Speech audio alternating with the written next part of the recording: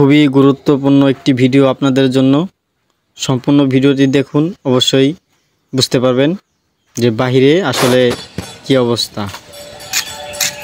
দেখুন ভিউয়ার্স, আমাদের দুইজন অভিজ্ঞ শিকারী মাছ ধরতেছে।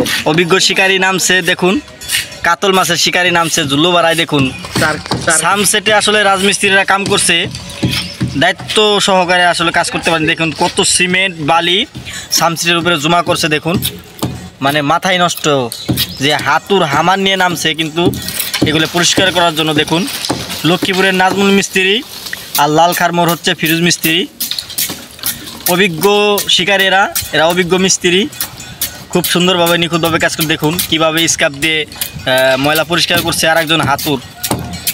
এদের কথা হচ্ছে পরিষ্কার পরিচ্ছন্নতা ইমানের অঙ্গ। কাজ যত পরিষ্কার হবে আপনার রঙের ফিনিশিংটাও তত ভালো হবে।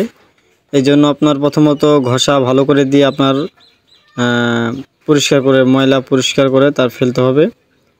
তাহলে আপনি আস্তর মারার পরে যদি রং করেন তাহলে আপনার কিন্তু রংটা জিল আসবে এবং কি ফিনিশিং ভালো হবে। আসলে ময়লার ভিতরে ফিনিশিং ভালো আসে না।